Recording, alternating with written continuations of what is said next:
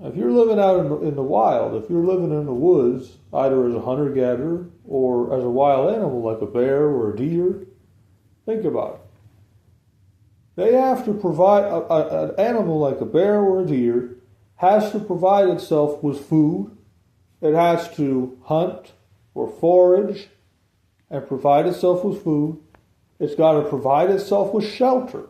Either it finds shelter or it makes shelter. Some animals, they go into caves and other places. Others create shelter for themselves. Hunter-gatherers, same principle. And they got to protect themselves. They got to protect themselves from predators and from competition from even other members in their species. So a bear has to protect, or a deer has to protect itself from a bear, but also from other deers. It might, they're like I said, they got to provide themselves with food, water, shelter, and security. All four of those things. And so that preoccupies their time all the time. That is why in the wild there is no existential crisis. Because your purpose is constantly being given to you by your circumstances. There is no existential crisis. There is no what am I going to do with my life when you're living in the woods like that. When you're living as a wild animal. There is none of that. We need a purpose for existing. Well, if you're a wild animal, your purpose is given to you by your circumstances. And you're reminded of that all the time. By predators, by food insecurity, by weather, by all kinds of, by everything. You're always reminded of that. Now, in civilization, a certain section of the population focuses all their time, focuses all their time on providing one of those things for everyone. That's all they do. So, for instance, farmers. Farmers spend all their time focusing on making food. Whether it's finding it, growing it, whatever. Hunting it, fishing it, whatever. Farmers, agriculture, they focus all their time on getting food. They get really good at it. Really good at it. They don't do anything else. They don't have to provide themselves with shelter. Another segment of society will do that. They don't have to provide themselves with security. Another segment of society will do that. They just focus on producing food. And they do that for themselves and for everyone. And then you got another segment of society that spends all their time focusing on making shelter. All their time. They don't have to provide themselves with food because another segment of society does that. They don't have to provide themselves with security other than maybe on an individual basis because another segment of society does that. They just focus on making shelter and they get really good at it. And they focus on doing that all their time for themselves and everyone. And then you got another segment of society that spends all their time focusing on security. All their time. They don't have to provide themselves with food because another segment of society does that. They don't have to provide themselves with shelter because another segment of society does that. They just have to focus on security, providing that for themselves and everyone. So civilization is essentially taking that wild animal in the woods and dividing up all of its daily existential requirements and dividing it up across a big population so that the entire population provides for itself what that individual animal has to do individually. It is essentially taking that hunter-gatherer and expanding it across a wide, large, organized population. And in essence, that's what civilization is. And so, in that, your purpose becomes more specific. So a farmer, that producing food, that is their trade. They don't know how to do anything else. The builders making homes, that's their trade. They don't know how to do anything else. The folks that do security, that's their trade. They don't know how to do anything else. So they all focus on that. Now, over time, as the society gets bigger, it becomes even more fragmented. So now you got farming as a purpose in society, but then it has to get broken. It's not just guys to go and pick crops. It's going to be more than that. You're going to have farmers that focus on a specific crop. You're going to need to have folks that do one aspect of farming and focus on doing that for all of the farms. And then others that focus on another aspect because it becomes more complicated as it gets larger. The same thing is true as building and even the security and all of that. And so over time, you end up with jobs. And then the folks on top are like, its managers are essentially the previous purpose. And so now it gets even more fragmented. And so it keeps dividing itself and subdividing until you reach the present day when you got so many jobs that you could be doing something like working at a store, bagging groceries.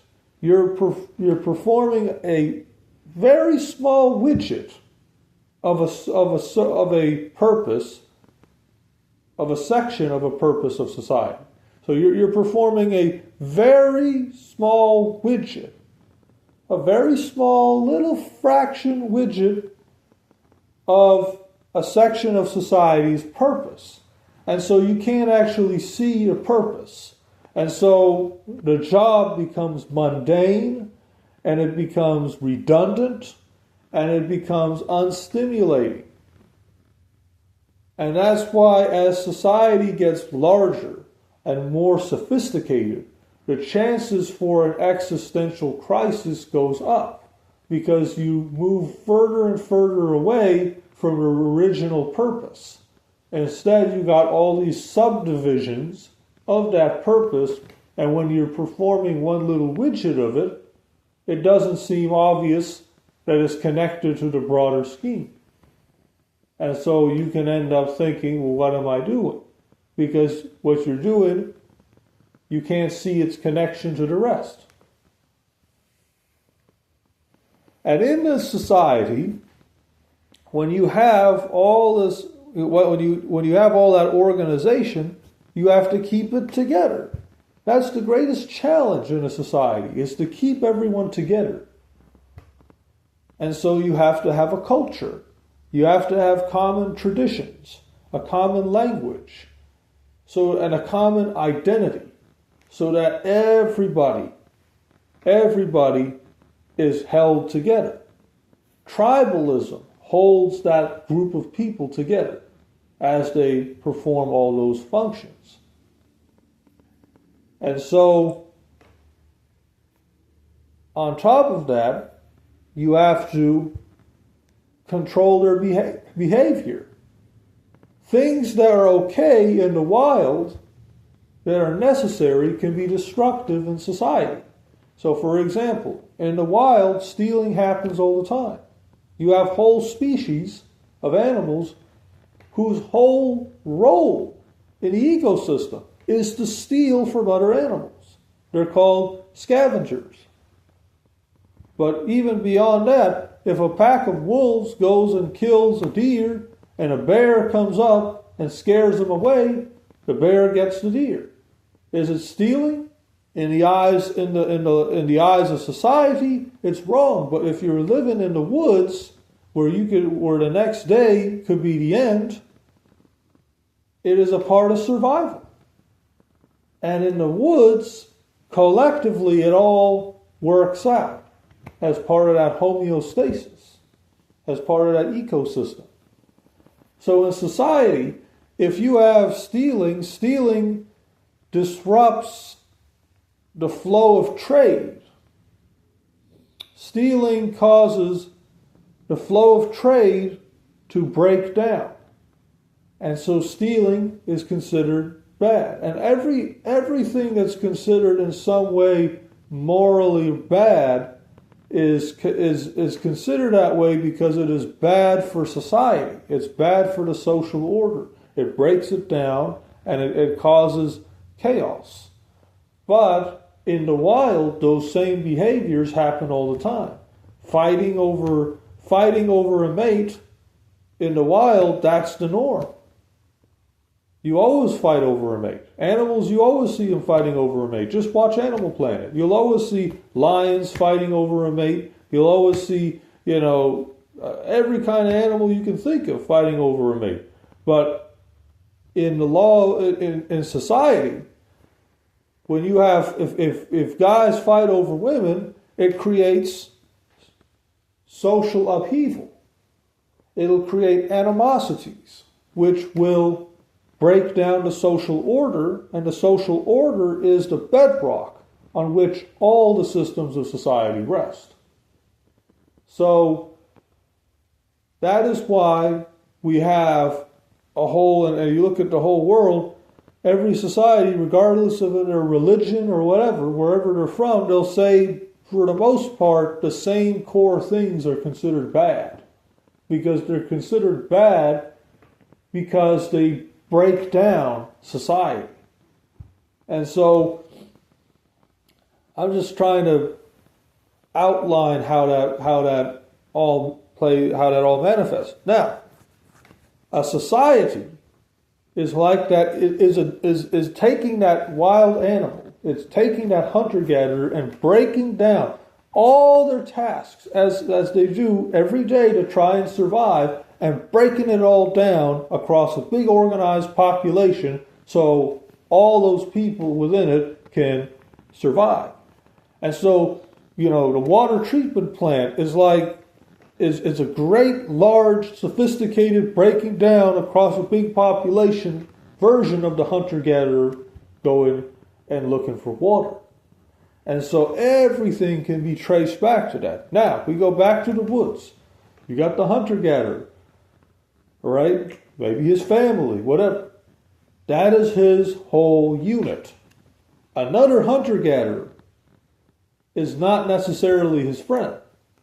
And those, whatever rules exist within that group does not apply outside of it. Wild animals do what they can to maintain their own homeostasis, but they will fight another animal, steal from them, kill them. They'll do that if it means they're going to benefit from it. Likewise, nations do that. The same laws that apply within a nation do not apply to the nation. In every nation, stealing is illegal, killing is illegal, doing all kinds of stuff, deception, scams, they're all illegal. However, nations as a whole engage in that behavior against other nations all the time. So it's illegal to kill somebody in any country, but it's not illegal and it's all right for that country to go and bomb another country, which causes people to die. It's okay for them to go to war. If you're a soldier and you go and kill somebody in war, that murder is pardoned because it was not something that happened within the country. It was something that happened outside of it. It does not threaten the inner homeostasis. It's something that happens. It's like two bears fighting each other in the woods. It's on the outside, so it doesn't apply. So all the stuff that's illegal inside a country does not apply to the country as a whole. It's illegal to steal, kill, all that stuff in every country on earth. But countries as a whole engage in stealing and killing against other countries all the time. All the time. The United States even does. Because every country is like a hunter-gatherer in the woods. Every country is one of those deers or bears in the forest. And they interact with each other politically, like the deers and bears interact with each other in the woods.